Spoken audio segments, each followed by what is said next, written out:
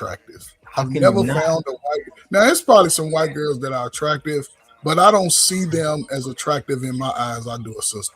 From the ratchetest chick to the most docile chick. It's just that growing up in the house with sisters, I learned to focus on behavior first with a woman. Because if I stop looking at one woman to the right, there's two fine ones to my left too. Mm-hmm. So I think most people they attract to their similar behaviors once they get it. It's one thing if I see you across the room, I come to you, we vibing. But if your behavior is degenerate, then I just learned to disconnect from a woman based off of that. Some people just can't. No, you're right. I want to know: is there like a rural urban divide in this argument? No. No, we just Why like you think so? want.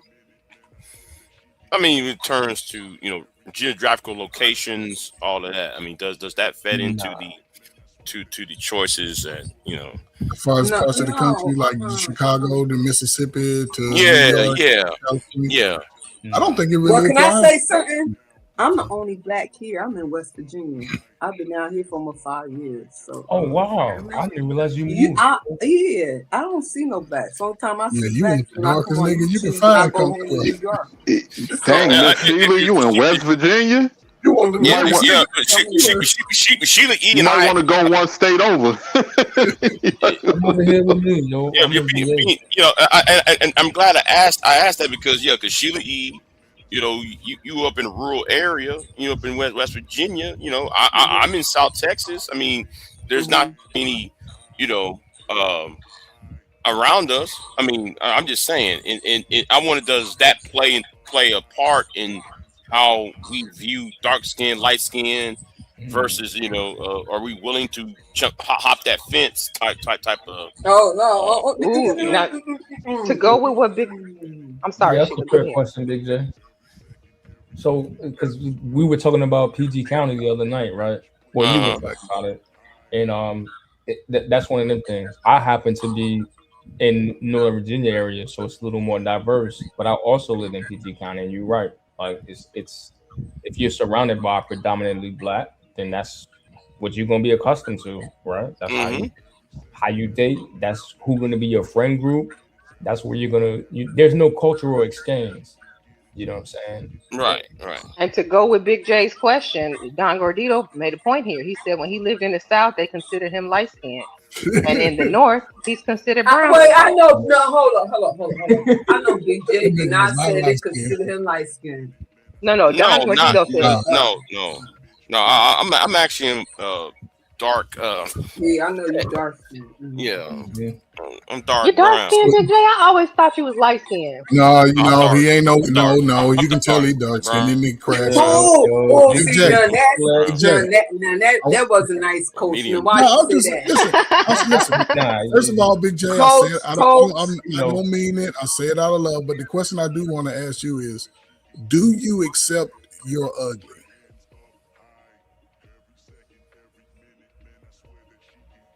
If you're asking me, I say partially. I accept what I. Big J. I was asking Big J, does he accept his whatever he? I can't say. If you was to deem something that you hide or you're ashamed of, or other people would assume or be, critique it in a way that's not favorable, do you accept you're ugly? Why do you keep on bringing up this? I don't think y'all understand how powerful that question is. But that's why I asked. I listen, as somebody who's in his 40s, I can give two fine fucks. That's how I don't think he means your physical ugly, although that can be part of it, Big J. I think he's saying, have you made peace personality with is character that you don't love? Who you are, have you made peace with who you are? Everything in totality. You're not gonna get no taller. Your meat's not gonna get no bigger. I mean, you're going to have you're forced to make peace. You're forced to you're forced to make peace. That's not true. Everybody doesn't. That's not true, Big J. Some people, yes, can make peace, but other people, that's how you end up with some of these men who are in the incel, angry at women, and they, got a whole bunch wrong with them that they don't want to fix. So instead of you doing self-improvement, you just come online and do what you say, Big J, shame, blame, and explain. Uh-oh. Right. I mean, yeah, it's true though. But like again, that there's two sides of the coin. I mean, not all these men are. I understand some of these men why they're saying that, because it takes two. Because some men get tired of running into women who got expectations, and they can't meet these unrealistic expectations. Yeah. But I think some expectations can be unrealistic. Like if you a short king, you're not gonna grow 3 feet, and and be six whatever, right?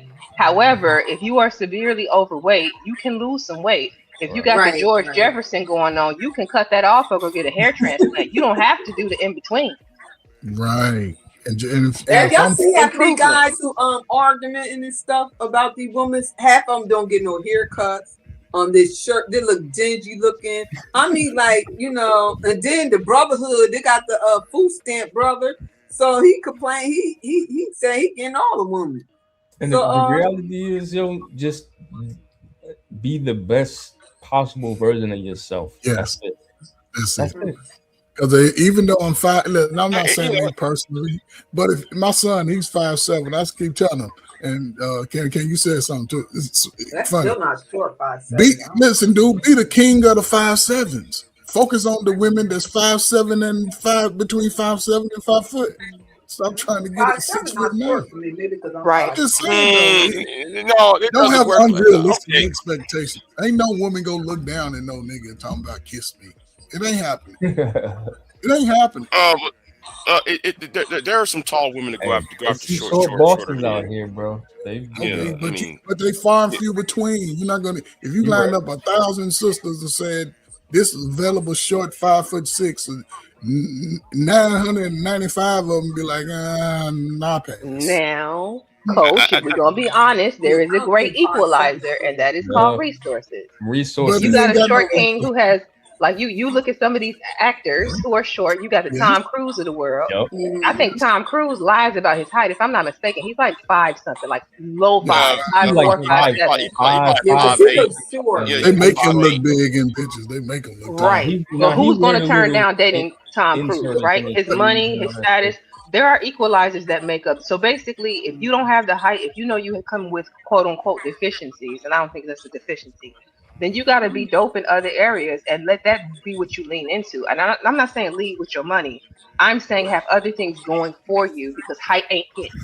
But let's even be living reality because most men are not movie stars, actors. Most men are average height, Wow. regular working dudes. Yeah. But the problem is the how the patriarchal system works in 21st century is where the image of the man has to be 6 foot, six pack, figures, That's and women not coming true. out I wish here. y'all would stop saying that. I hear Oh, I oh, hear oh, women say that and come online, but the reality is most of us have not dated the 666. I mean, Right. Right. we have in some ways, but like if you look around at the husbands that women do settle down with, it don't be them. My Yeah. He husband might have. Yeah. Or he and we They probably and we really don't, honestly. and we and it's like a lot of women wants the complete package I am the complete out the What gate. package? What package? that package, the height, the money, The height, and the the money, Wow. all of internet that. package. Most women want Yeah, the internet package. the I internet. also want a millionaire, but I live in reality. Like, come on now. Okay. Yeah. But here's the thing: with women, Through that. I don't want to sound red pill, Oh, but you red pilling, but go ahead. You are. You are. I Go don't want ahead. to sound Go ahead. red You red pill, but pill, All the man. Go right ahead. Get reasons it that out. we Go yeah. ahead. Ain't Because you nothing said but you the want to get truth. out the videos and everything. So go He ahead. Get just it out. telling the This truth. is your turn to get So it out. the because truth is, taller men do better. In Yeah. shape men do right, better. Men with right. money do better. Yes. However, that doesn't mean who are all these short men impregnating? Who are all these short men sleeping with? They like you got to keep in mind, Big J. Men are taking something down every day. Yeah, Yeah. and the All the thing fat is, chicks that they be and the back thing on. is though, y'all get mad that men are walking away. There's some men just like, Yahoo! I'm good, Yahoo! I'm walking away from it. Who? Yeah. Yahoo! I'm talking You about talking about men. the? Not you, Miss Sheila, but I can't sit here in front like Big J don't have a like what he's saying. make some sense Y'all, to it. y'all, It's like women, I'm gonna women keep it got real. mad at me. Women got mad at me for walking away. Big J, you an old nigga, so yeah, you can walk away, right? But again, most young No, men I in their actually 20s. I walked away when I Big was young J, too. Big J, don't I come up walked here away with when I that was mess. So Big no, J, you just can tell me when no. you listen. So You ain't walk away, no. You be in No, people I DMs. did. PJ, you walk where? Walk to somebody DMs, walk to somebody on you walk to the Instagram. back Big door. J, You keep No, it can't I walk real. out walked. there. No. I said, listen, the juice, the The juice juice ain't ain't worth the worth the squeeze. squeeze. It I ain't said, worth the you know what? squeeze. Let me get on somewhere else. Let me You just. can tell. You can tell when he be lying. Cause he start Big I'm J, stuttering. not You lying. say I'm not what? lying.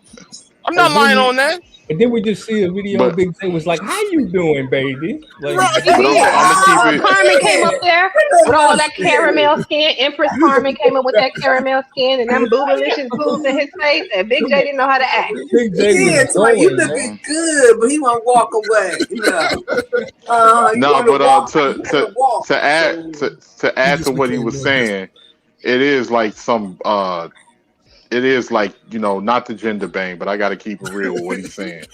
No, because we can't. I got to call it out. It's some women that got a lot of unrealistic expectations when it comes to men. They don't know how to. They don't even.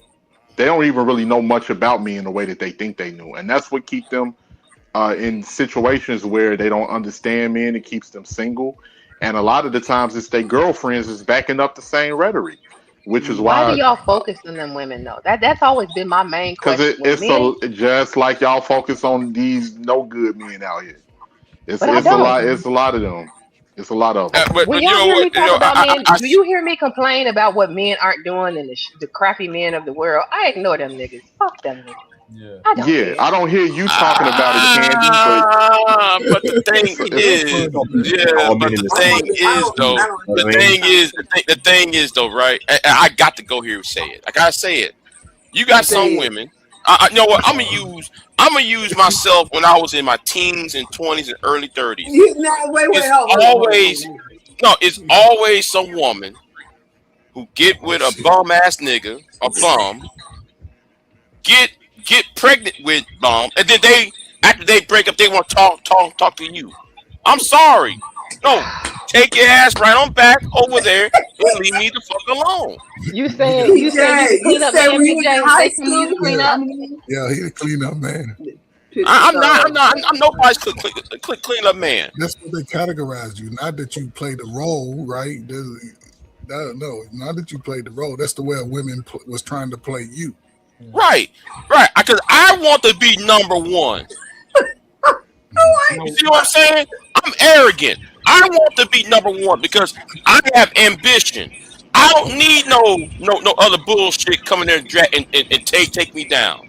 So you ain't got no woman running around in your I 5 acres. don't. I don't Listen, listen. I don't care about no, that. what I'm I don't saying care is about on your that. 5 acres with just boots He said on. he want to be number one. hey Yeah, I Candy, want to be number one. this what I this what I was getting at earlier, right? Like that's how that shit goes. So you got three different people up here, right? We don't know each other, but we've had similar experiences where it's like, Mm-hmm. oh, okay, you know what I'm saying? Y'all date whatever men you have access to in your proximity, and then you want to try to come and like put it on everybody else. Like that's what we're combating. It's like, yo, come on, man, we're not all the same. Cause you dated a bum dude, now all of us is bums. Now all of us are this because of your Mm-hmm. experience. Candy King said it. Hurt and people, you hurt was people. attracted to that bum. Yeah, That's the crazy thing. hurt people, and they pick Ooh, more hurt ooh, people. ooh. You know what? Let me leave that alone. Let me leave that alone. Let me get out of that. And Well, y'all Big like, J, you sound like Obsidian. I want to be number one. I do. He was somebody. He a step straight father. red pill. He I play. always say No, he no, gonna no, fuck no, his no, no. Serious. stepfather. I play by the rules. I'm Straight the red only pill. black man that don't have a baby mama problem. I ain't had no teen pregnancy. You're not the only I black. keep my nose Well, clean. him neither. I Him kept myself neither. out of jail. Mm. Like And I he got was you know. good. I never went to jail. So Big J, you're not the But the only thing brother is, like that. soon Big J no. don't deserve But no guess what? woman. I don't care about that. You No, know I'm what? asking though. You know what? Like, I don't deserve anybody. I don't deserve anybody. Wow, I'm put it hold like on, that. hold on, hold on, hold on. Y'all remember this right here. Yeah, Because a couple of years from now, he gonna have a woman Listen, got 3 kids. He said he in love. He gonna be married. Watch It's out. gonna be a Y'all gonna white say woman Shorty too. said I it. knew yeah, it. it's gonna be a little Big ugly J, how little you white figure woman. you don't deserve anybody just because you haven't found the person by now? Like that Right. that's my issue with Because you. I'm I feel like old. you just Because you no, no, Shit. because though I should have had it already. No, not Mm, necessarily. says who? Right. You mm. put yourself on Says this says timeline that you're putting. Says says society. the Says what society. says. Well, okay. Well, let's talk about society. The But you black but you church. basically there you No, go. no, the older heads. You just No, don't. older heads in the black church been demonizing black men. Talking about, well, if you're single by the age of 35, you must be gay. Who Yeah. said No, that? no, No, Why I do don't you never care don't what heard they say that think? that. Because That's you not know, true. No, man. Nah, You you hear not wrong. Bishop so and so. You know these black church why do leaders. They you always care? be The Church, saying wait, Christian that. hold on, pastors are BJ. You don't usually even go to whores, and church. the bishops be gay too. Why you even right. listen? Why do you They the ones care? that want some Hey, mans hey, and hey, they but want to Candy, congregate over there to them. y'all Because check this out. they are the leadership of black No, they're society. not. They They are not. the leadership of black society. That's No, why. What they're y'all not. always say? I want to see the receipt. But Pick up hold the on, Right. statistic. What the church said that. Sheila, check this out. It's women out here that'll say because Big J is however old he is and he don't have kids, that's a red flag. Yeah, it's a red He's flag. been But that's Okay, responsible. so Luda. don't focus on those women. Focus on the ones Right. because there's plenty of women that Right. I A have woman. heard. No, Hold on, I'm gonna say hold on. okay. I've heard plenty of women who are also who don't have kids say they don't even want to date Right. a man with kids. Why don't you Right. find them? No, what y'all Right. missing is it makes it more difficult, right, to date in society when it's like, okay, you have these narratives that are being constantly put against black men. And it's like, God dang, okay, you try to do the right thing, you try to follow the rule. I understand 100% where he coming from. It's like, God dang, like you can't win.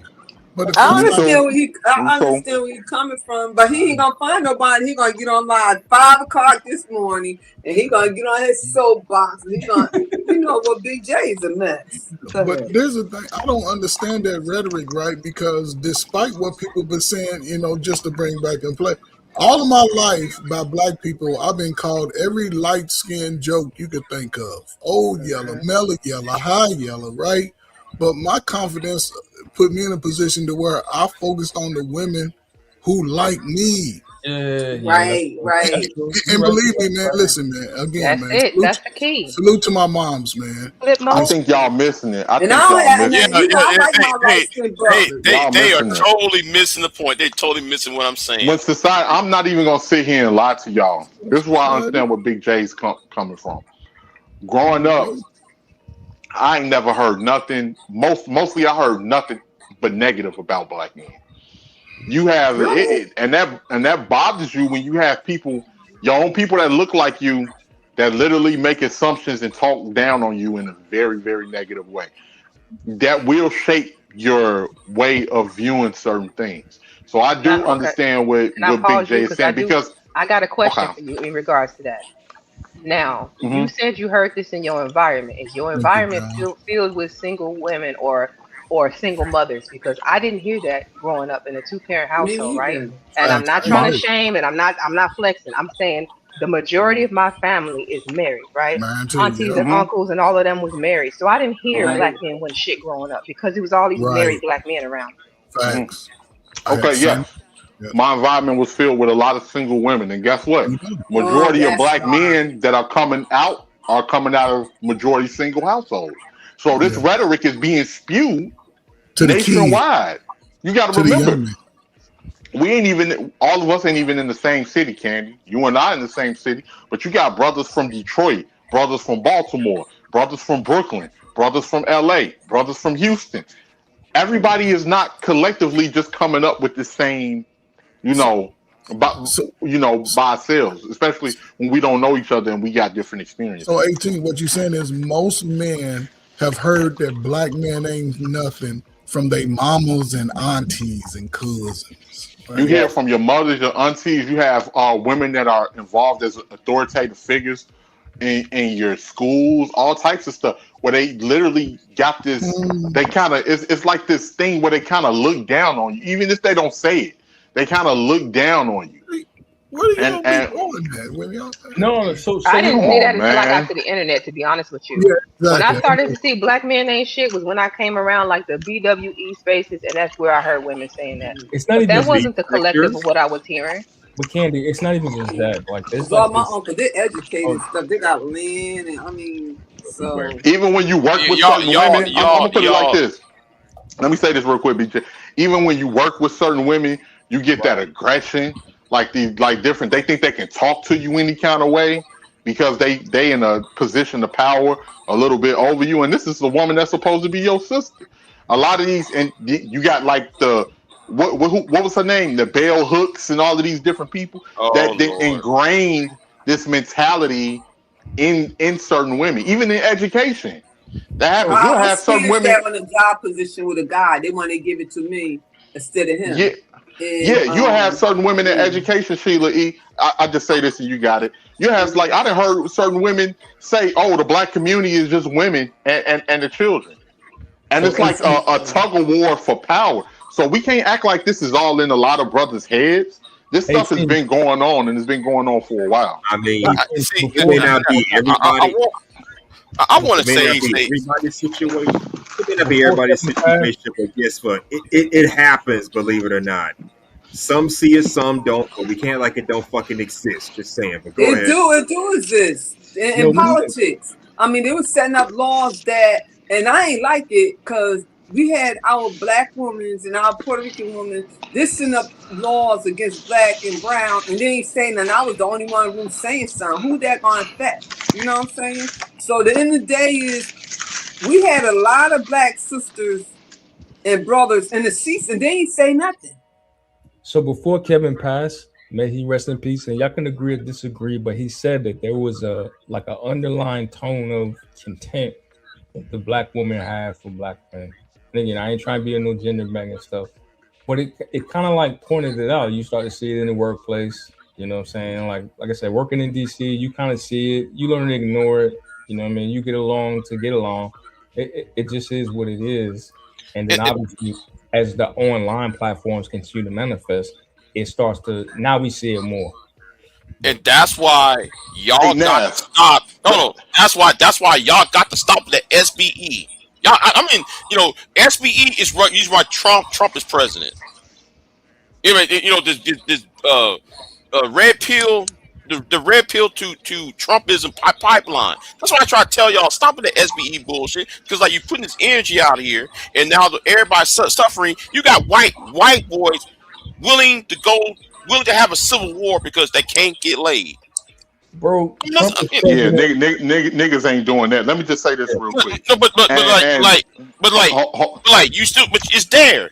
But like you have niggas hanging shoulder to shoulder with Rollo Tomasi and them, and they just want civil war because Becky won't give them the pum pum. That's on them. But Big J, Trump is But president. I'm talking about saving Western society. That's all I care about. I'm with Because you. I'm with you. Western society, I But mean, come on. but Trump is president because he represented like the last bit of manhood in the Western society, like with all this Yeah. alphabet community man. stuff And and you all see how that. fucked up it is. And you see how he fucked this world up already. It was messed up before It's a him. lot of stuff that he doing Okay, behind the scenes. Iran war. Oh yeah, the war in Iran. We actually violated 26 international treaties. What we did to Venezuela, Iran, and we trying to do up there let me say in something real quick, Cuba BJ. and Greenland. Okay, Let, yeah, let me say you go something real have it. quick. So, like to what Miss Sheila E, I applaud you. I love you, sister. You like I don't run across a lot of women that I can Mm-hmm. honestly say like that's a real sister right there. But practically the part that people are ignoring is that a lot of black women in our community, not and I'm not trying to say all, so I don't want people to get upset, anything like that. What I'm saying is that certain black women have been it's systematically structured to go against black men. And we have seen that. See, the thing with the divestors, what they were saying online, they say the quiet part out loud. That's one thing online. People say what they feel. They're not just saying shit just to be saying it. They saying what they actually feel. They just can't say it publicly in life. But when you was hearing this stuff like, oh, white men are better than black men ain't never built nothing, black men are the weakest link, they're defeated. All you have to Cynthia You do G's, the realize all. Go some of ahead. those women are telling the truth and they really feel that way, but some of those women are femcells. They are the rejected black women that black men don't want. Go ahead, King. But here's the thing. Here's the thing, Candy. You may be right, but I didn't even hear nobody calling them fence sales, but the men. I ain't hear a lot No, of women no, speaking up against no, them. no, no. Other women have. You wasn't there when it Okay, happened. You wasn't there okay, during all that. okay. I could be Yeah, wrong. because one woman over there was let's just say she was making fun of another woman who got raped. So yeah, yeah, like you got that going on between the BWE and the big towel women and the in the divestors. So yeah, they're already they're fractured among themselves right now anyway. They fight Because among themselves. because we That's talk about the funny thing is we talk about Kevin Samuels or a Tommy Sotomayor when they few and far between. A lot of the women that was no supposedly few wait, and let me far finish. in Let me finish. between. What are you talking about? Oh my Let me God! finish. Can I Go ahead, finish, go ahead. sir? Thank you. What I'm saying is that when you had all of these other divested or divested Jason channels, you had the Chrissy's. Chrissy had over 260,000 Yeah, I subscribers. remember You Chrissy. had Yeah. you had the Paris Milan. Paris Milan Hmm. had over 300,000 subscribers. Real Talk with Yanni just got off of that recently, and that's because it don't pay her no more. But she was pushing that divestment rhetoric and everything in the beginning. Black men ain't itch stuff in the beginning because But you know, it I was told bringing you, her a and lot of see, money. I don't Huh? think that's fair. Maybe she had a period, but I don't want to tell too much of Yanni's business. But Yanni also told the story of being violated by a white man. I don't think she was on that divestment like you say she was. Maybe I'm just like she from might the have had a content stream that or I two. saw. Okay, I'm just saying from the content you got a point, Candy. May I could like I say I could be wrong. I'm just saying from what I saw, you had the Lexus I always Exodus. got to throw You that in had there the because sis did come on and tell us it was an attorney she was working for, and yeah, she wasn't on white men like that, as far as I could tell. No. okay. Well, she was talking I want about to what know. I want she to was talking. know. I want to know how does Big J hurt society? I'll Who wait. said that? Who said Okay, Who that? say who that? I said that? can't look at the chat. Cause Okay, somebody's about to get the ass cussed the mighty fuck up. that person ain't even up here, Big J. Hold on one second. Then you had the Lexus Exodus. You had the Yeah. Mahogany Pinks. Mahogany Pink did a video, and she since deleted it. It ain't on here no more. But if you look it up, you can see people's reactions. The false premise of black love, and that video had like over 800,000 views and everything. And gang, like I think y'all forget. Like certain women on they was talking crazy, like I You know, know that. men super was doing it crazy. too, Yeah, though. Like, not even trying to be funny. the Men men were doing was at that time. It was big pay to separate black people. It was big pay to do anti-black content as a black person. Hmm. It's still kind Yep. of big pay. It's still They big just pay And the funny now. transferred it thing is, from the funny, anti-relationship into Trumpism. It's still mhm. big pay. And the It's still funny big thing pay. is now that then already did is damage. People, it's not like people gonna reset and go backwards anything like that. That Not you stuff old has. niggas. no. Wait a minute. See, you see. 18. You have your history wrong because. Oh my God! You keep doing this, and then you said, "Oh well, Tommy, and Kevin Samuels are far in between." No, there were not. Kiriaki No, Jones. Let me just I name the told names. her. Damn it! Yeah, let me just name the name. Kiriaki Jones,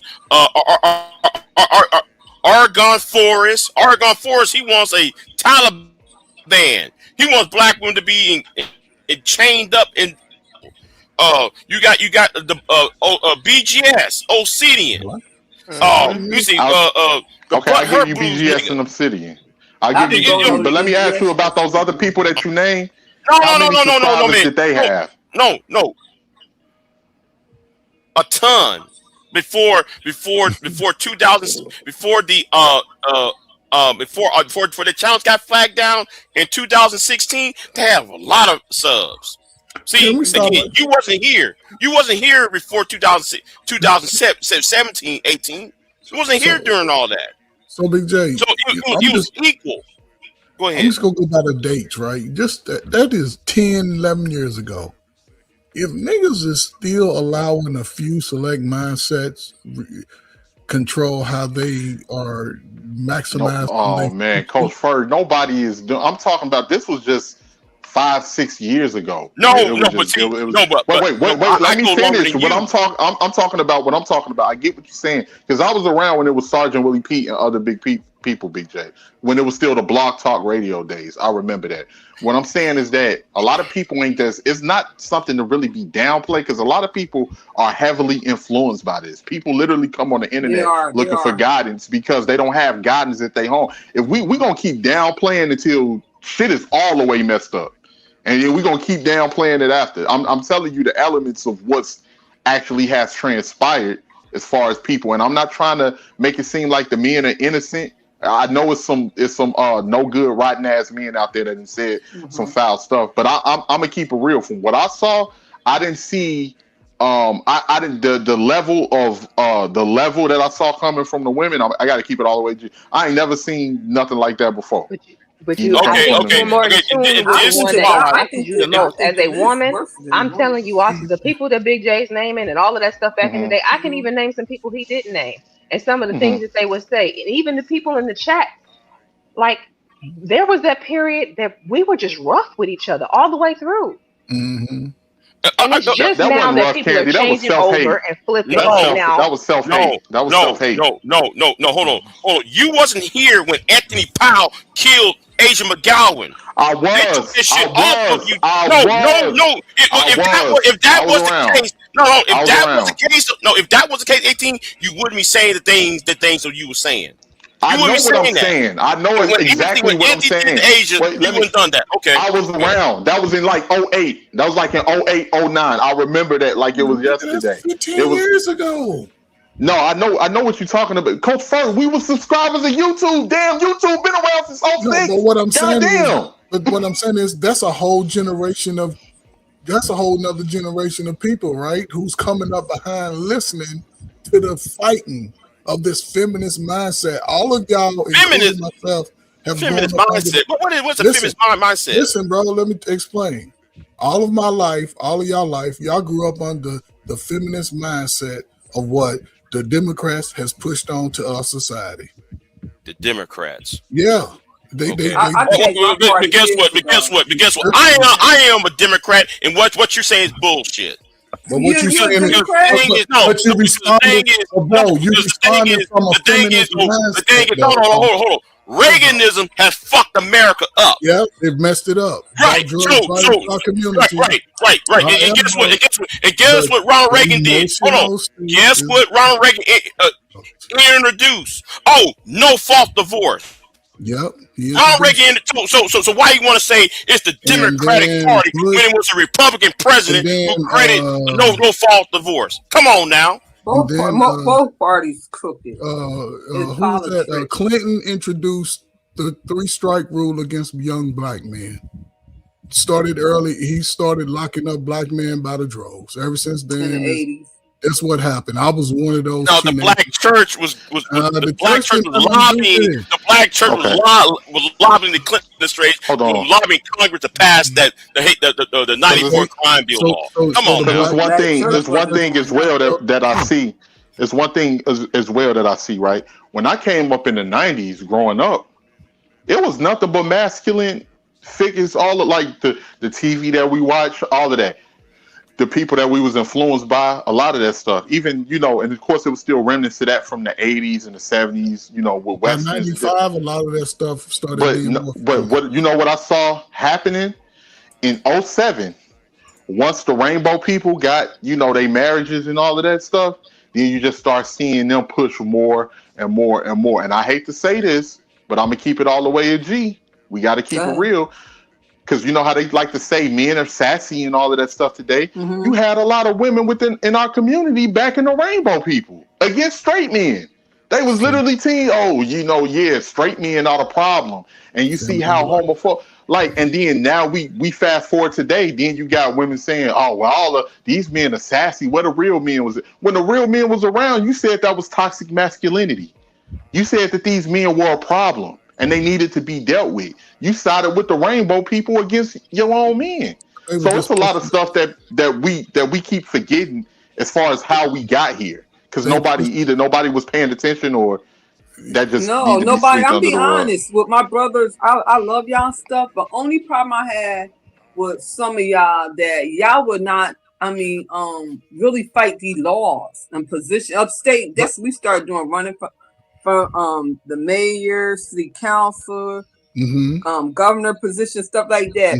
Y'all had to board education, stuff like that. You got to position yourself. There's a lot of talk. They're on the internet talking about this and that. Why they're setting up laws to destroy y'all, generation after generation. So, sister, I mean, like, God, I mean, come can I ask you on. this question, right? Because you said something that's very interesting. I don't think a lot of people focus on the law, especially local laws, right? Because you see people local. That's what concern is local. Do you think even though this gender war is going on in our most modern day history, everybody's talking about separate, you think if brothers were to start running for offices, or women, because we see that women who've gotten to positions, under all the women who are in a prominent position, most of them have been brought up under scandal.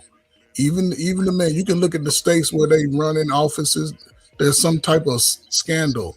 Do you think women would vote with black men to ever change child support laws to make it child even? support laws is already done? Yeah, because my friend and my brother. Yes, if you got to get in there and work, because they go by the majority, you got to vote. You could present a law, but it had whoever had the majority of votes. So the end of the day is if somebody in that seat go by how they're voting. That's how you go to the if you have kids, go to the board education meetings. So what? You have what your city, you paying your taxes, go to the city council meeting and stuff like that. I think the local and county and state laws matter. Start there first. Yes. So do you think those matter the most, Miss Sheila? You're absolutely correct.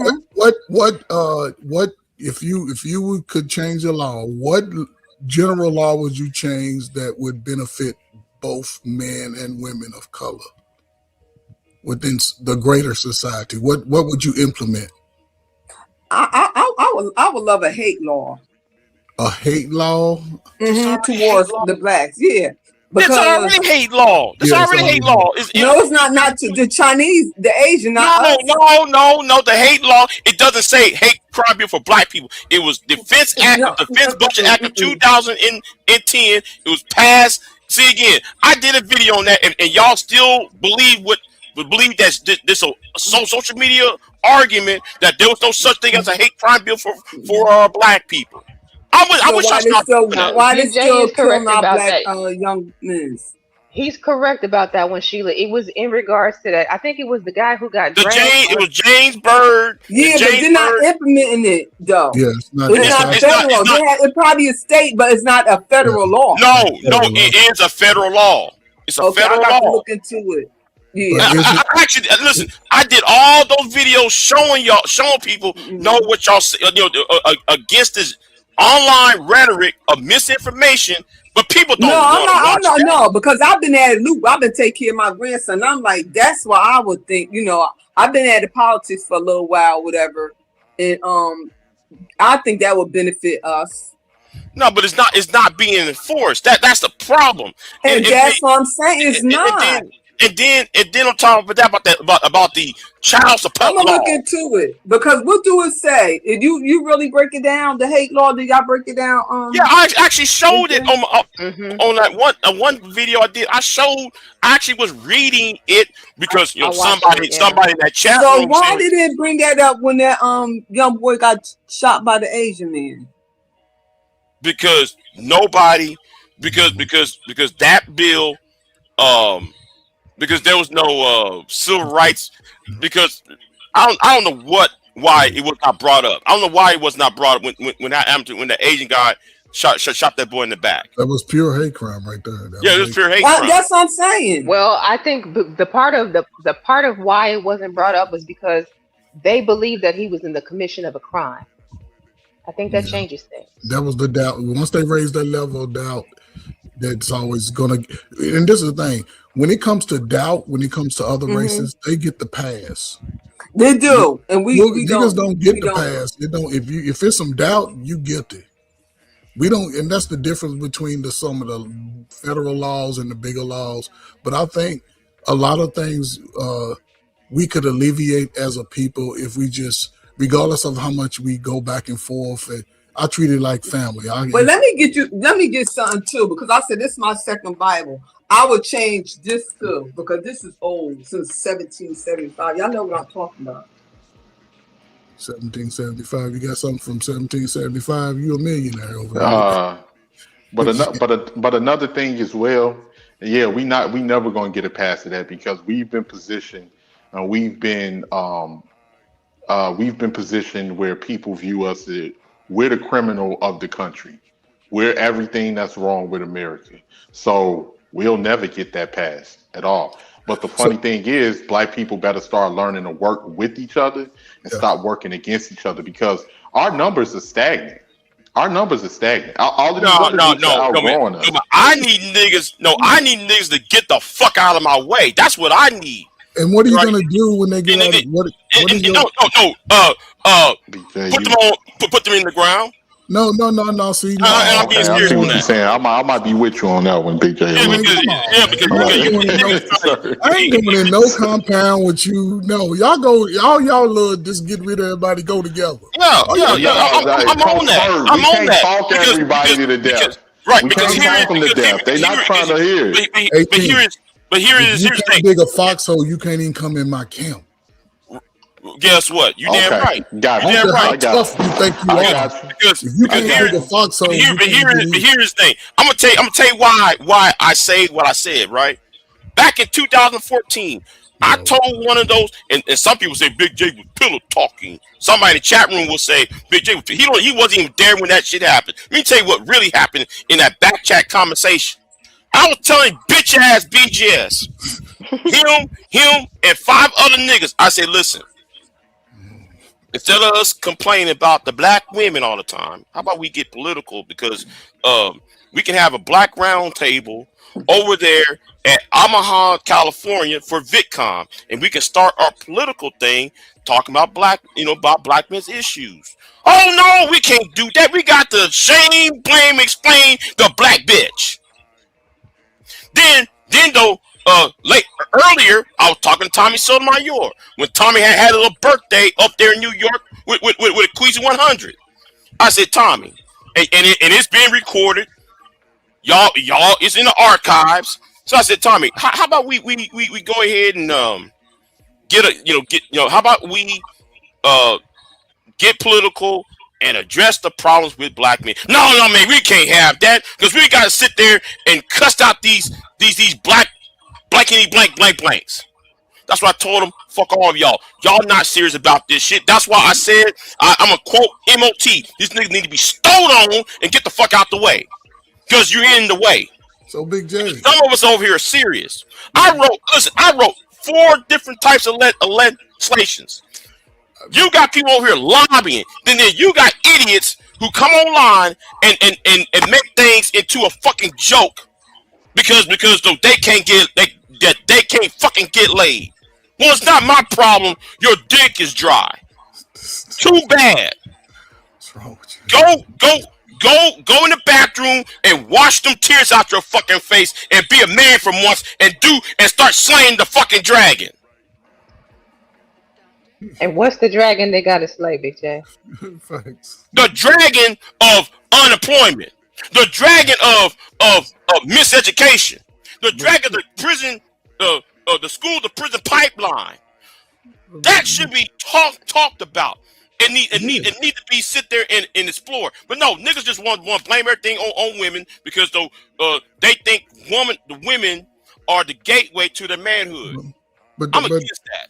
But slay the dragon first before you sit and talk about Candy Cane, you spoke to something about the division, right? Pushed on. Some people get information that they're going to make money off separating the black people.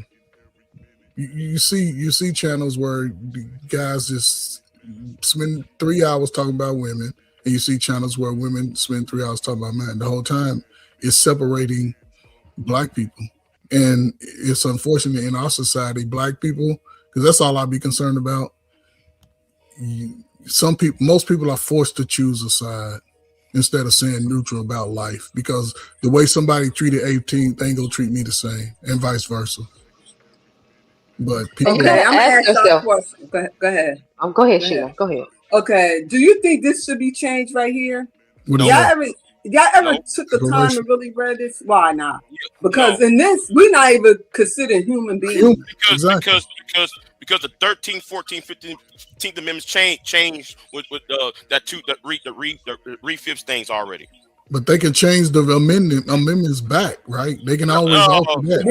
They have not changed. This is loophole. This right here need to be upgraded. Yeah, everything needs to be upgraded. The All English books, the history So books. don't. They have not changed this because some states still go by this. Yeah, I mean, they still come go on. by that. And this right here, black people, we not even considered human. Well, yeah, we are. Yes, we are. Come, take the time to really read this. No. I read the Constitution and all that. And you don't think this need to be upgraded? It's already upgraded by the 13th, 14th, and 15th amendments of the Constitution. It's already upgraded. All right. No, it's not. Sorry. That's not the big issue to me as far as that being what it is. But I think the future of information for young people, they need to know that our lives were great before slavery. They need to know that black inventors exist. But see, that's the thing. I don't know if last time y'all been reading middle school, high school, elements. They don't read that black people were great, invented things. One thing but white people didn't do was invent stuff for black niggas to have their life easier. No. Most of these And with inventions. that white Jesus and blue eyes and blonde hair, all that stuff, whitewashed, everything. Okay. We in America, right? I got to say this. First of all, anybody can go to any southern state, look at the budget between education, how much is spent on a student, and look at the criminal justice budget and see how much is paid for any inmate. Didn't I already say that? If you go to the council's meeting, if you go to board education, all that, they tell you all that. Anybody go down there and get the budget.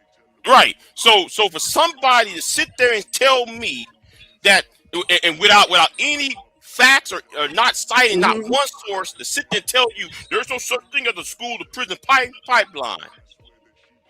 Yes, there is. Because all you got to do. And Eddie, you got to realize too, Big J. Every state is different. Yeah, but okay. I'm in Texas. We can go to Texas. So Texas is different than West Virginia. West Virginia is different than New York. If you go to Alabama, Mississippi, Louisiana, the deep South state, look at their budget between education and criminal but justice. they're considered poor. They don't even get that many. And these are the same states that want to go against the Department of Education. And you get niggas over here who want to SBE on women, you know, anger man who want to sit there and fly that Trump flag. Why y'all trying to get rid of the Department of Education when James Garfield, when he was congressman, James Garfield used to be president, was trying to create the Department of Education to help black slaves, the former free slaves. See, I don't, the logic. For the black university I went to graduate from, they closed down last year. But that's the past. Listen, that's the past of our future. Our young people need to be taught today beyond reading the history of we wasn't no good until we were slaves. The white man wasn't. We built America. Come on now. We was here before even slaves. But that's what I'm trying to say. That's what they need to see and read about. That's what the future of us are, because we are innovators regardless of traditional education. I think that comes afterwards, Coach Ferg. And the only reason I say it comes afterwards, I think black kids today need to know what markets that are working and learn as much about those markets as possible to be able to compete. And then down the line, they definitely got to know their history, but Oh, because learning the history ain't gonna mean a damn thing but if you can't compete in today's markets what with That history other start have at people's we? home, people. though. somewhat That start agree at with you. home. Y'all I misunderstand. somewhat agree with you, 18. What history have But we learned besides niggas with slaves? Well, We've been always I no, taught no. myself a lot. I But taught 18, my listen, it's not about teaching yourself. You're not an educator. You don't have 35 kids looking at you for inspiration. I'm talking about within the education system, right? Young men and young women will aspire to be great learners and innovators if they knew that my ancestors started at building structures around the country. My people were invented the hot comb. My people invented the shovel. If people were known to that, The then light. their aspiration will be greater. Only thing we've learned, I don't know what schools y'all went to, especially down in your South. Y'all niggas wasn't learning a whole better yet. Y'all didn't even learn. If you didn't learn civics, it's a lot you missing out on. What I'm saying is, in the United States, only thing we heard about us is what? We were slaves.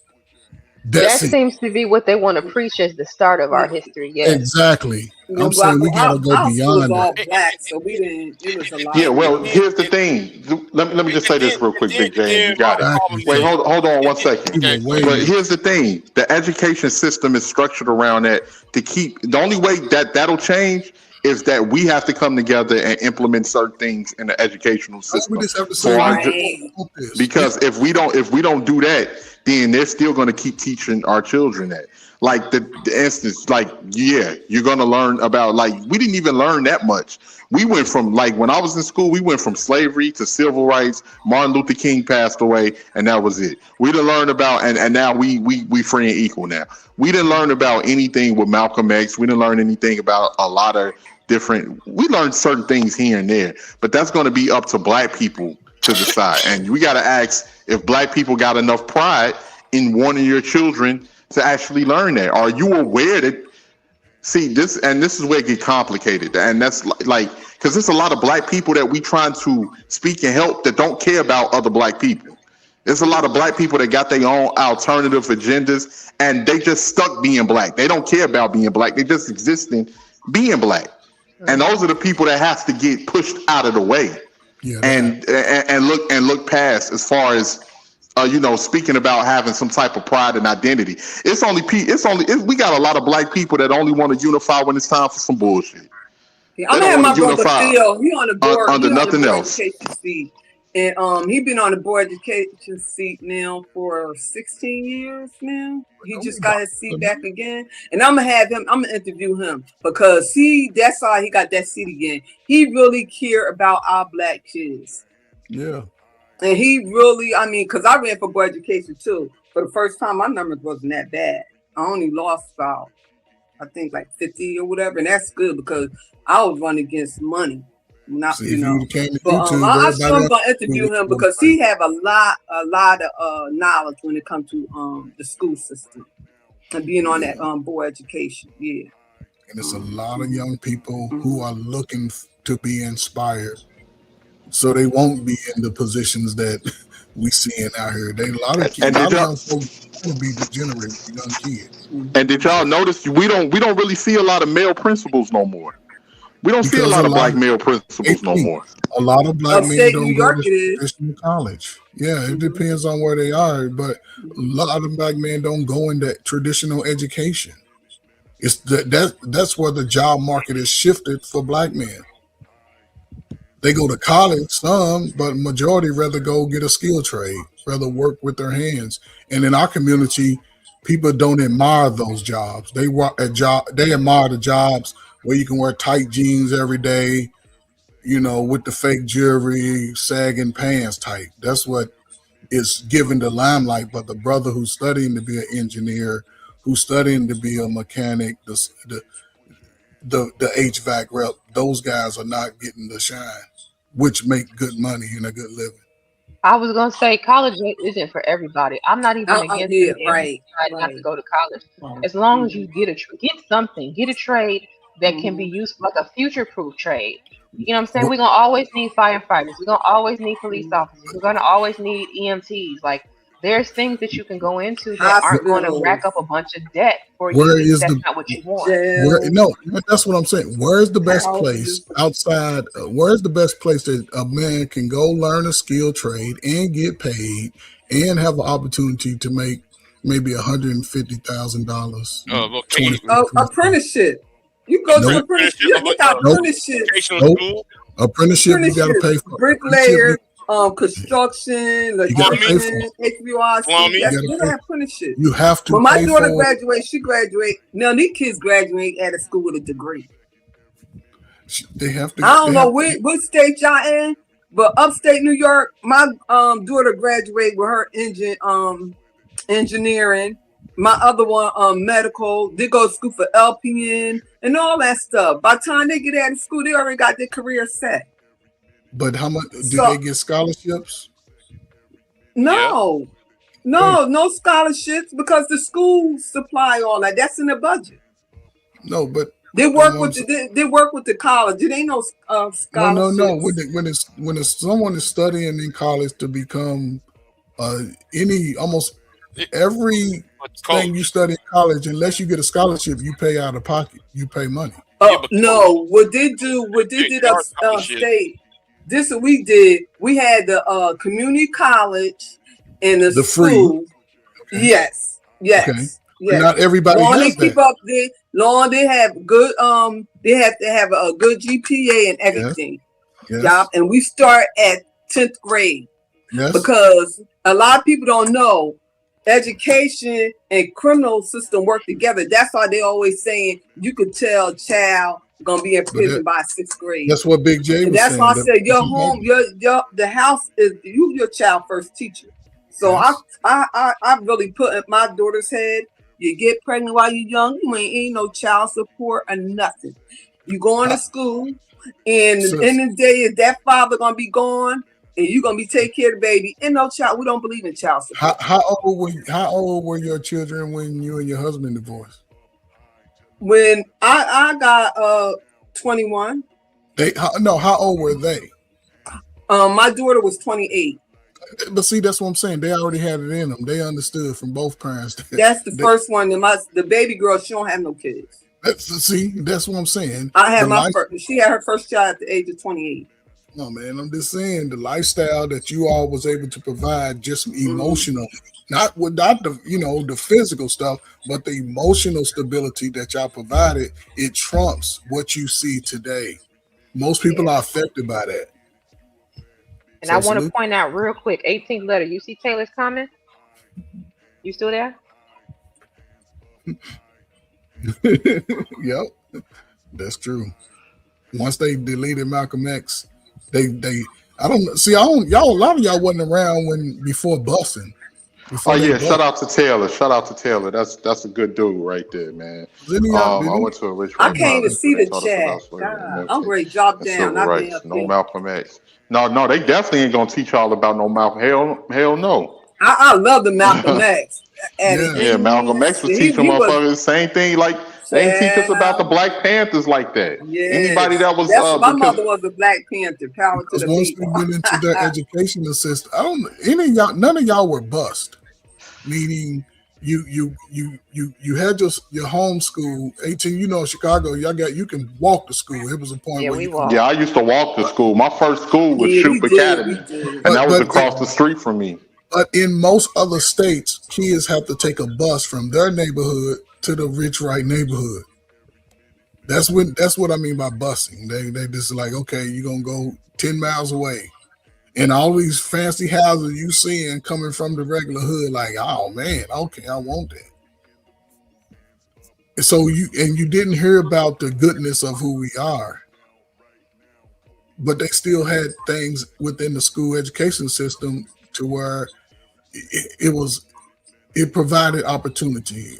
Some of y'all kids ain't never had wood shop in middle school. Some of y'all kids ain't I never. was doing I wood have, shop I mechanic, have, and my I husband have. like, you can't do Yeah, that's that. because y'all old. I'm talking about y'all babies, young ones. He said you Y'all better old. go on home ec or something. Yeah, home ec. Learn how to sew a button on their shirt.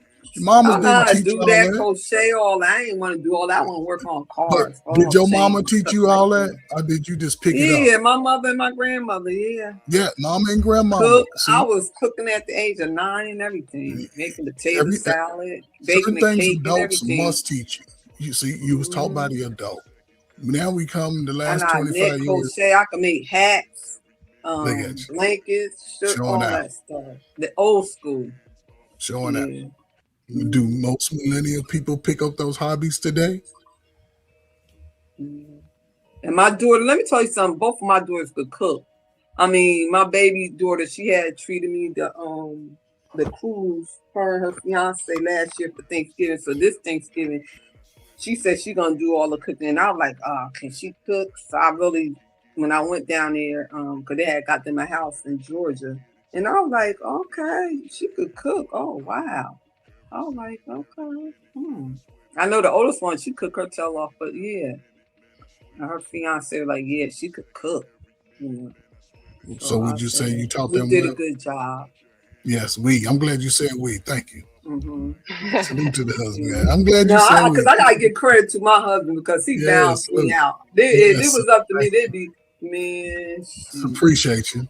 My daddy never Yeah. taught me to cook, but I will give him You credit wasn't because he supposed did at to. least keep groceries that my mama could use to help cook, but he never taught me to cook. He could cook.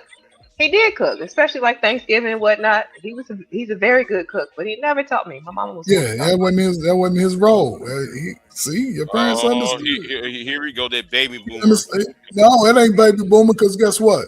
My daddy never taught me how to cook, but he sure taught me how to cut that damn grass, get up on top of that roof, get up under that car, sweep some shit out. He taught me those That's skills. right. Yeah, that's Yeah, right. You was you the only boy? no, I had a younger brother, but hell, it seemed Oh, like I was the only boy. The way he had me getting because up under we had shit, 5 girls and 1 boy. My brother I had ain't do nothing but take out the garbage, that was my job. It was and, 2 boys and and he could 5 cook girls. his tail off. Mm-hmm. Yes, my mama could barbecue any of y'all little modern people under the table, bake cakes, But I just cook I used to meals. hate doing clean no Now I will chitlins. say Remember my the mama don't chitlins in the barbecue. My bucket? Oh dad God. does all the barbecue.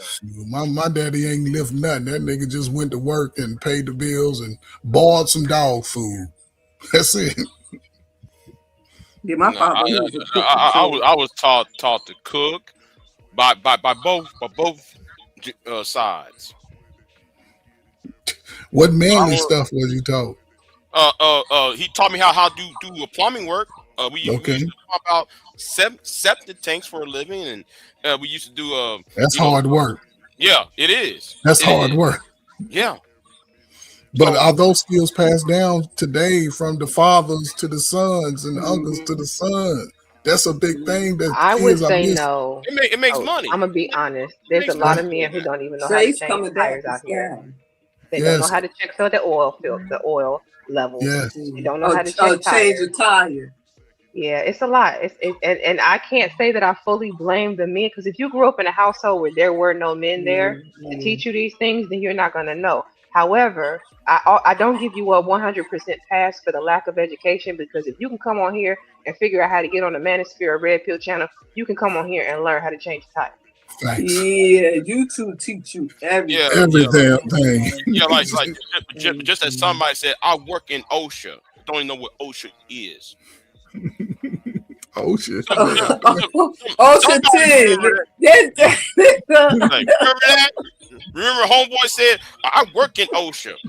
And you ask him what OSHA is, he don't know what OSHA is. That's safety for when you in construction stuff. Then you got 10, you got 33, it's different levels. Yeah, all them I levels. did 10 for bricklaying. Yeah. Man, and do the young man want a bricklayer today? Man, we had one bodybuilder guy. He quit. He said, "This is man." Too hard on his hands, ain't he? Yeah, yeah, Brick lady? It's too yeah. hard. Bricklaying ain't easy. And bricklaying ain't easy, bro. You want me to show you my tools?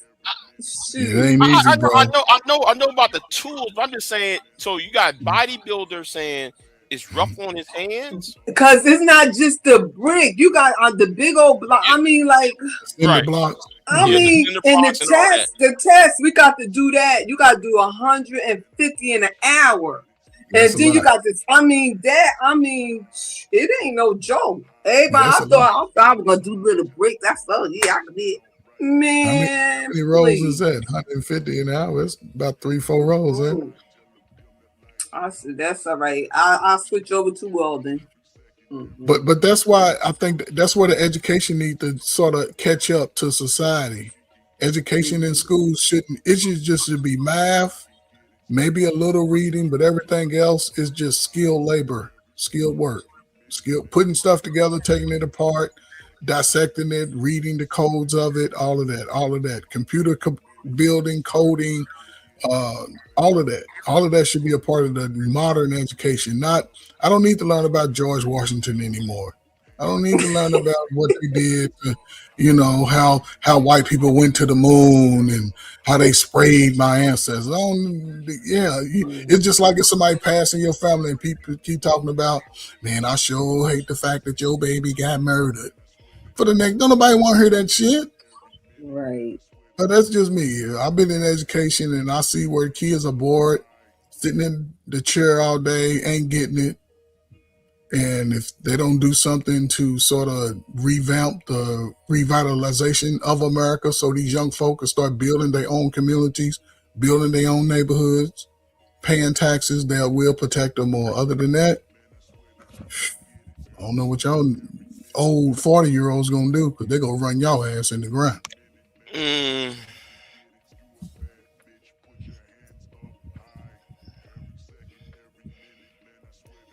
Uh, it I was a just Wow. realized pleasure I was being up muted. here. I'm Grady. Drop down, Kenny. It was a pleasure being up here. My brothers, always a Salute. pleasure being with you guys. Beautiful people in the chat. I'm being in the chat. I'm getting tired now. Thank you, The Oh Keita. I'm kids. yeah, actually about to it was a end this pleasure as You it's know, sitting time to this us work. thing. old people, we wake up early, we go to sleep early. Who the Yeah. kid boy? The Kill Boys is them boys that be carjacking them kids. They carjacking the kids, and some of them didn't had collisions with other people that then deleted people on Oh, impact and all oh, that. They oh, like 13, 14-year-old boys jacking oh. I So it's didn't say kids. Coach kids. Ferg is a Kia boy. That's funny. Now he said Sorry. I never heard of the Kia boy. So he's Oh, saying kids are actually playing adult games and going out here taking people's cars and then driving and crashing he's and doing right. all. And they're using a flash drive to do it. That's the craziest part. So, so they using something that can make them millions of dollars to be criminals. Yep. Wow.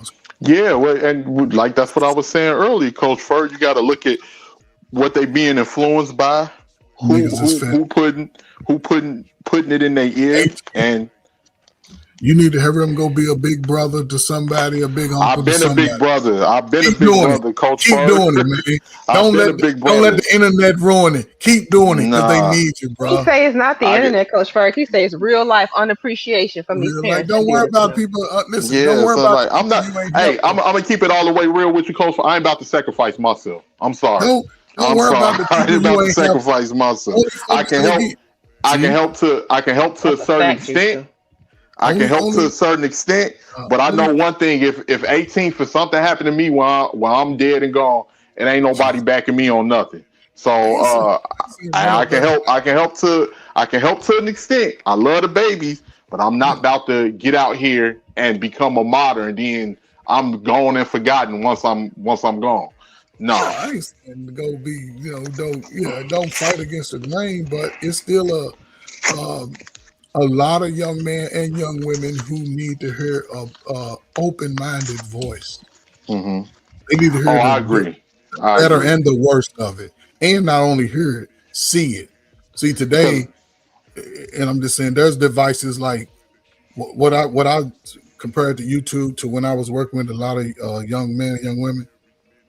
I used to show them a lot of videos, and we like how we break them down on the panels. That's how I would break down the video so they can get a better understanding and they can have a discussion about the good and the bad in it.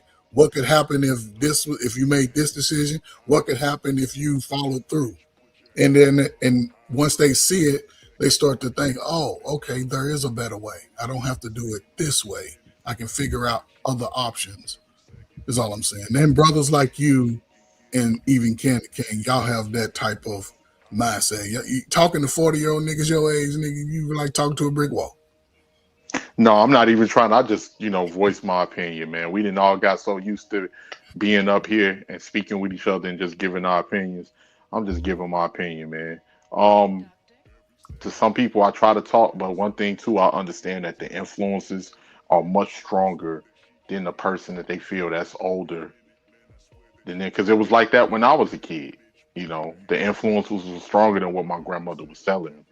My grandmother told me a lot of shit, but I didn't realize it until I got older and I had already made my mistakes that I had to, try to recorrect and everything. And these influences are very strong when it comes to the youth. And you have to have resources and you have to have income I to can get keep you some pushing. resources. I can turn you on to a couple of $500,000 to $1 million resource. Okay. All right. We're going to have to talk about that then, Coach Ferg. Yeah, Because if it's I had some. the resources, I don't mind. You a veteran, bro. So yeah, if you really want to do something, man, we gonna have to, find ways to sort of chop it up and then go from there. Okay. But you don't have to Definitely. go out of your way. There is monies for it, but Can you drop your email in the back chat so y'all can exchange it? a lot of people just don't want to. Wait, Coach Ferg, you on Instagram, ain't you? Yeah, I'm on Instagram. Okay. What? Yeah, I'm chilling. I'm retired, man. I ain't doing shit. I get up at 3, 4 o'clock every day and tend to my baby and put her to sleep. Then I'm fucking with y'all for the rest of the night. Mm-hmm. But yeah, if you're a veteran, man, there's a lot of resources for you to Oh make. no, I ain't never been to the army. No, it I don't just matter. got okay, I was gonna say I just got this fatigue on It don't because matter. No Limit came Do to you have Chicago do at you that have concert. a business within your name? No, I'm just working. Okay, I don't well, have an owner It business. it doesn't cost much in the state of Illinois. It's like $150 to get an EIN. yeah, You can get yeah, a business. EIN number. It's a Oh, national okay. number. Okay, I see what y'all saying. I see what you're Yeah. saying. You can be a for profit or non for profit. You just have to be willing to fall within the structure of what it is you're trying to implement. And Okay.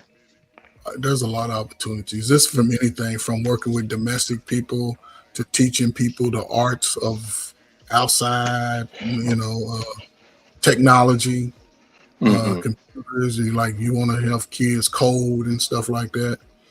Things are within their realm. I'm just saying within a high school age, things that they can do. There's grants and opportunity, and I'm not talking just no 10,000. There's some that the lowest is 10 and the highest is 2 million. So, but you have to Okay. have the person to do those things. So, Well, gentlemen, I have thoroughly enjoyed all of y'all's company this evening, and the conversation has been, for me, it's been good start to finish. It's been a pleasure. I am going to ask that we give final words because I got to get out here and give me something to eat. It's getting late. Anybody want to go first? Volunteers? no, this great show, man. Salute. I like chopping it up with the different generations who are trying to build and go a little further than where we are. I just think the conversations need to be had, and I hope at some point uh, everybody can find what they're looking for in life because we only got one. So salute to YOLO, you, that sir. is so true. Thank you, Coach Berg. Smitty, always. You're welcome always. I'm sorry that you didn't get a chance to really speak next time. Big J, 18th letter. And Dale, Dale, I Oh, don't even think you got a chance to speak. Sheila, I appreciate it. Thank you so much. You have a good evening as well. Well, yeah. Oh, go ahead, BJ. You got it. yeah. Thank you for having me on, Candy.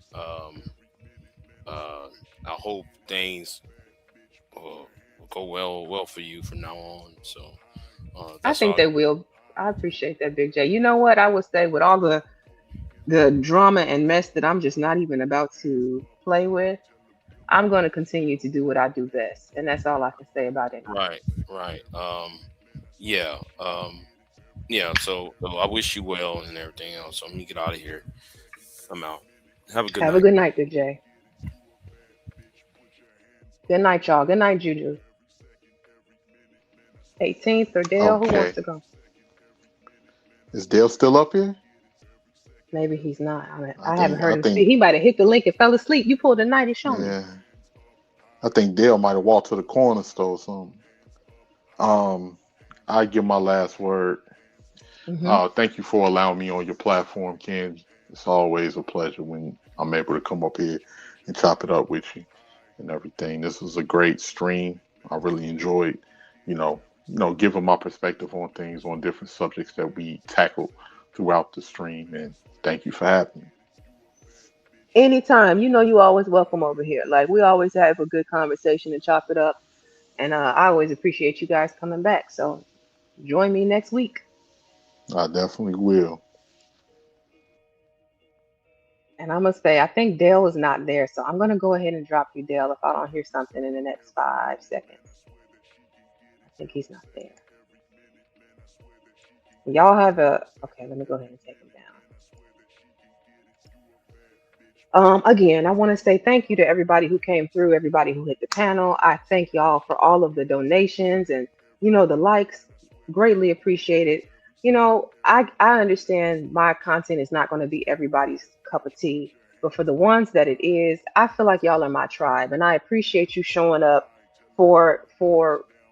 Here we go, boy. Where you been? I'm just playing with you. We went to the movies to go see the Odyssey. That movie is fire. The Odyssey, the as in Homer in the Odyssey, Yes. huh?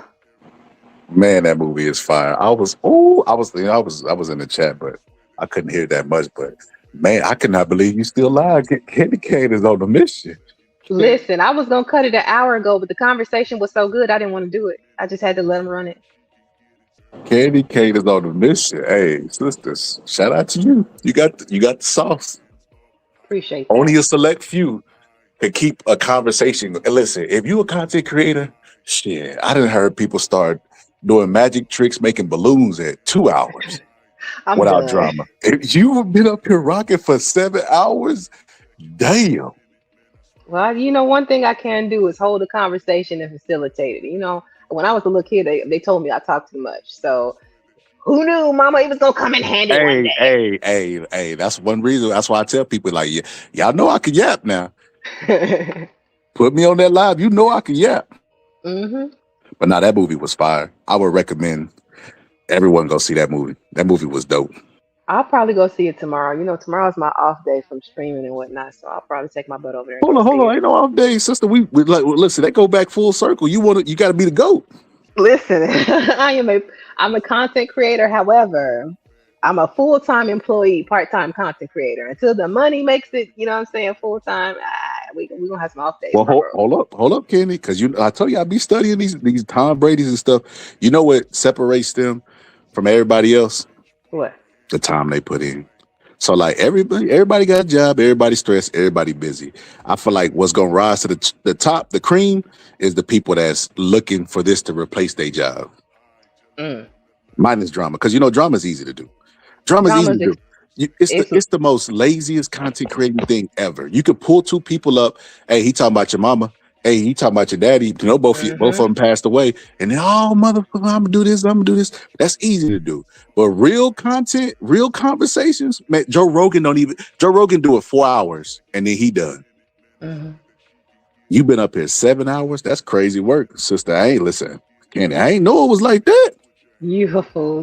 Thank you. Thank you for hyping me up. Hype me up. No, I'm just saying. I Now I know. appreciate it. I better recognize. Got to tell myself. I better recognize. I didn't know you was like this. Yeah, as long as it's not too late. Now I'm starting to get tired. That's why I gotta shut it down now. But yeah, Hold on. Did they talk about Manosphere stuff at all? we done talked about a gambit of a whole lot of things. We went into Manosphere a little bit. We didn't beat them up too bad, but we did go into it. We Oh, didn't get I gender knew. I wary. knew. I knew something They was. were on the edge of the was it precipice? They were on the edge of it. We didn't go all the way into the gender Y'all war. teetered. They teetered. They teetered, and I tottered them back. Yeah. Cause y'all know Candy, the leader of the sisterhood. I am not. I'm not in the sisterhood. I got some No, ladies that I link with, but I hate that sisterhood term. Lord, I hate it. no, sister, we're not gonna do that. We're not gonna denounce them. Yeah. But I will say, yeah, I'm definitely shocked. Kenny, you lasted longer than the movie I went to go with. Well, I'm glad that you enjoyed the movie. Hopefully, you and your family had a real good time. So my stepson fell asleep during the movie. He said he didn't like it. My Oh, baby, my baby said this movie's awful. He wanted to go. And then shit, me, my wife, and my stepdaughter, we enjoyed that shit though. Because we familiar with the actual story, you know? mm-hmm. That shit was dope. That shit was dope.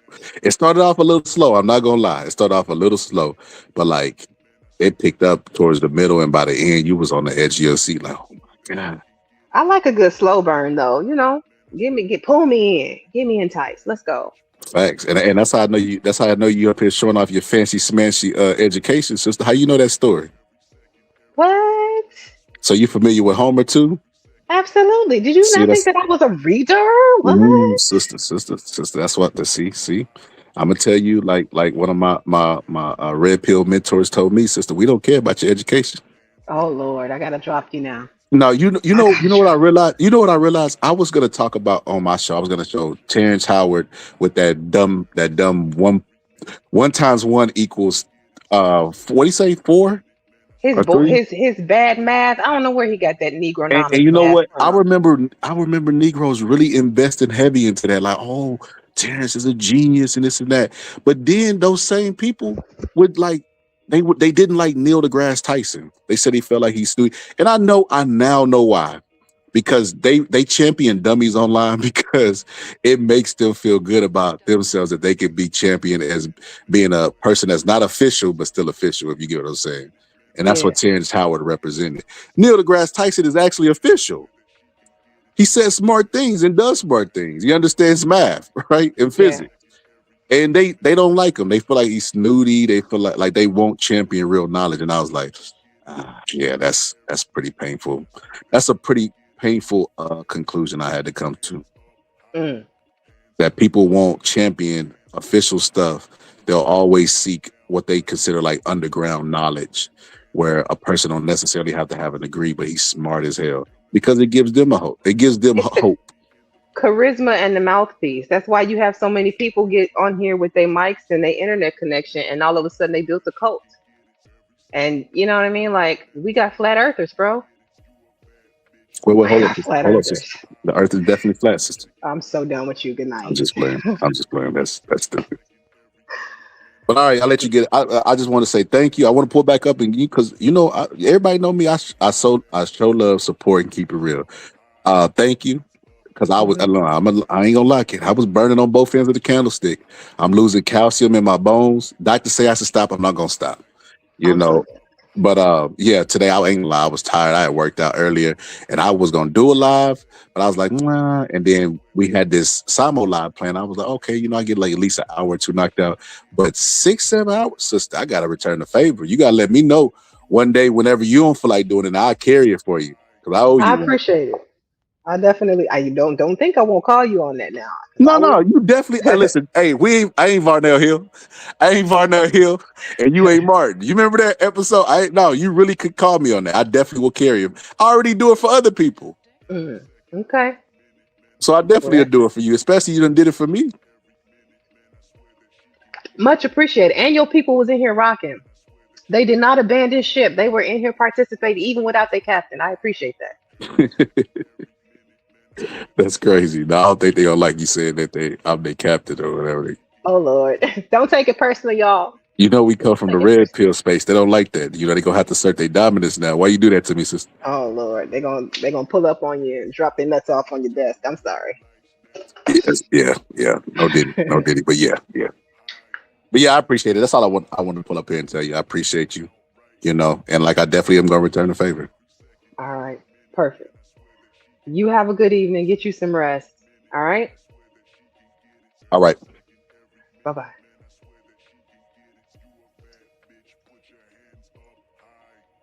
Okay, I'm gonna go ahead and take him down. All right. I just want to say my final words to you all. It's late. Again, I gotta get me something to eat, and I'm gonna probably peruse these YouTube streets, see what's out there. Y'all stay out of trouble.